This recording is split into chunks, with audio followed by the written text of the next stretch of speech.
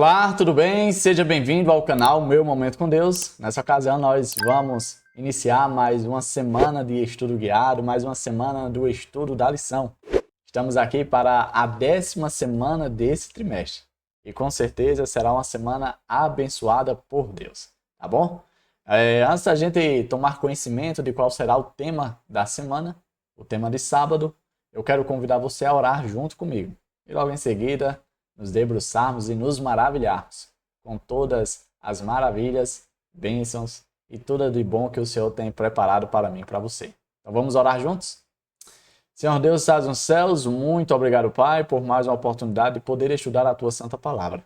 Ela que nos fortalece, ela que nos mantém no caminho, ela que nos revela o Teu amor para conosco, nos dá esperança e ainda mais convicção de que estamos fazendo a melhor escolha de nossas vidas em dedicarmos tempo de qualidade contigo.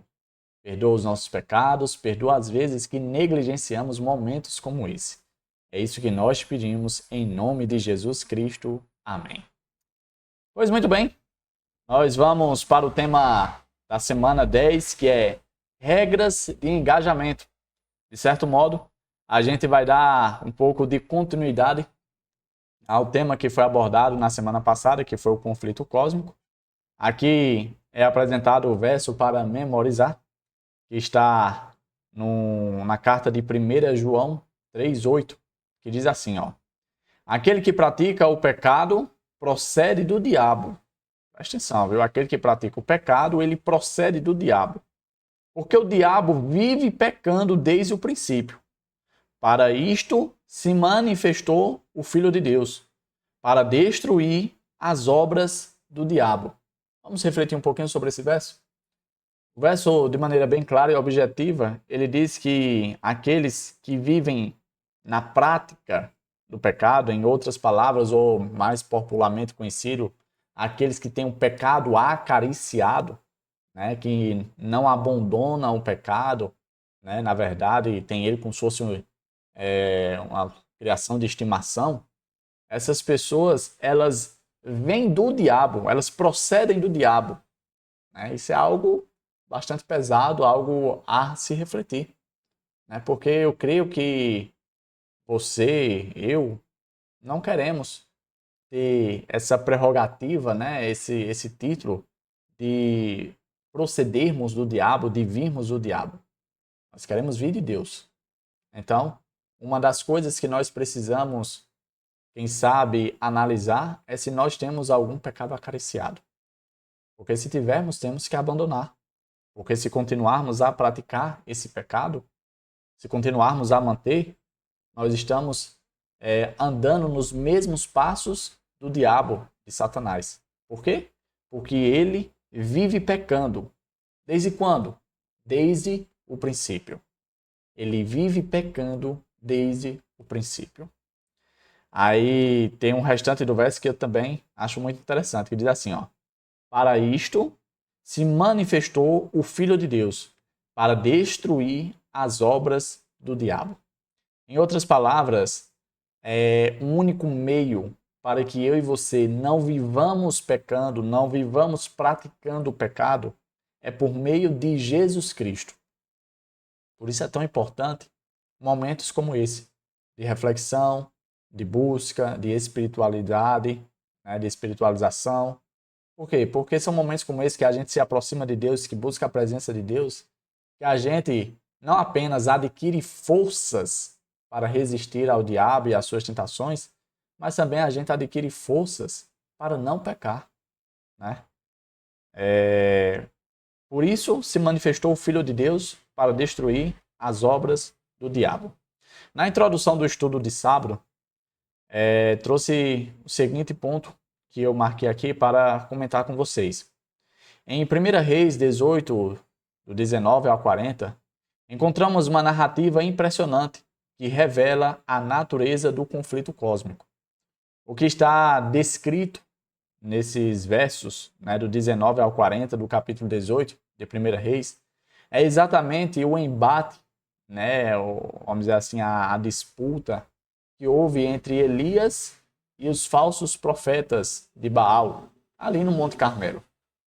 Você há de lembrar junto comigo de que Elias propôs ali um desafio, né, para provar quem era o verdadeiro Deus, né, o Deus poderoso, o Deus correto a se prestar culto.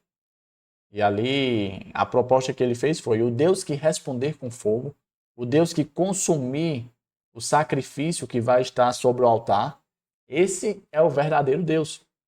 E a história fala que os 400 profetas, né, começaram ali, se cortaram, derramaram sangue, gritaram, dançaram, fizeram tudo que estava ao alcance para tentar fazer com que o seu Deus, Baal e vários outros, respondesse com fogo. Mas nada disso aconteceu. E aí, quando Elias se propôs a orar e falou com Deus, fogo do céu desceu e ali comprovou que existe apenas um Deus, o Deus verdadeiro, o Deus criador de todas as coisas. Só que por trás desse embate, por trás desse conflito, existe algo que está velado aos nossos olhos, existe algo que é invisível aos nossos olhos. Olha esse outro ponto que eu destaquei, ó. No entanto, os bastidores dessa história mostram que eles eram muito mais do que meras invenções da imaginação pagã. Por trás dos deuses que as nações pensavam que adoravam, havia algo bem mais profundo. Às vezes, a gente menospreza, né, esses falsos deuses, achando que não, isso é coisa da cabeça do povo e não é real, não existe, não aconteceu, não foi bem assim. Principalmente com as histórias, né, quem sabe, de alguns milagres que algumas pessoas testemunharam, de coisas sobrenaturais que presenciaram. Aí as pessoas, não, isso é coisa da tua cabeça, isso é imaginação. Olha só o que esse ponto diz. Isso é algo muito mais profundo. Isso vai mais além do que a imaginação, da crendice das pessoas. Vamos continuar. A introdução, inclusive, chamou a atenção para dois textos bastante interessantes, que eu gostaria até de citar para vocês. O primeiro está em Deuteronômio 32, 17, e o segundo está lá em 1 Coríntios 10, 20. Um é Moisés falando e o outro é Paulo. Sabe o que é que Moisés disse? Moisés fala que todos os deuses, né, os deuses pagãos, as estátuas, as falsas divindades, eles na verdade, eram demônios. Enquanto as pessoas estavam achando que estava adorando Baal, Aserá, Moloque e vários outros nomes e divindades distintas e diferentes, em várias épocas diferentes, bem na verdade, as pessoas estavam adorando demônios. E nós sabemos que os demônios são reais. E nós sabemos que os demônios têm poder, sim. A Bíblia até fala que eles têm o poder até mesmo de se transformar em anjo de luz. Né? Ou seja, é um poder extraordinário, um poder grande. E aí Moisés chama a atenção, dizendo: olha, deixa eu trazer à tona uma verdade. Vocês acham que estão adorando deuses, divindades, mas na verdade vocês estão adorando demônios. Aí no futuro, Paulo também chama a atenção para o mesmo assunto. Ele afirma o que Moisés fala e ainda acrescenta, dizendo o seguinte: olha, tomem cuidado, não se misturem com pessoas que têm esse tipo de culto, né? Esse tipo de adoração, que adoram divindades, que adoram deuses, que adoram a outras coisas a não ser Deus. Porque, na verdade, essas pessoas estão cultuando os demônios. E vocês, ele se referindo à igreja de Corinto, ele diz: e vocês não devem se misturar. Vocês não devem compactuar com essas pessoas, não devem estar junto com elas. Porque é problema. Porque não é bom para vocês. Não é legal. Tá certo? Com base nisso, o ponto que eu deixei aqui é o seguinte: ó, por trás dos falsos deuses das nações, existiam, na verdade, demônios disfarçados. E isso é algo bastante interessante. Porque com base nessa verdade que a Bíblia apresenta no estudo de hoje, é que nós temos a dimensão, né, melhor e mais compreendida acerca do grande conflito. O bem contra o mal.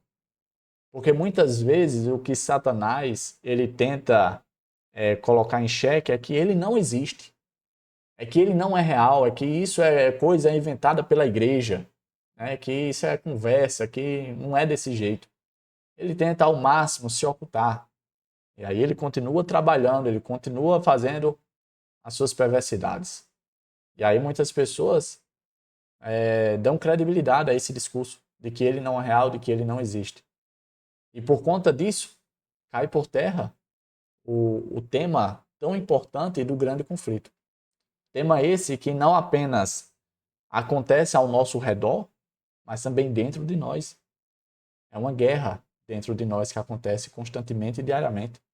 Entre fazer boas escolhas e más escolhas, entre tomar boas atitudes e más atitudes, entre escolher o certo e escolher o errado. É uma guerra invisível, uma guerra espiritual, uma guerra real. Com base nisso, o último ponto que eu destaquei diz assim, ó, assim, podemos compreender melhor o tema do grande conflito.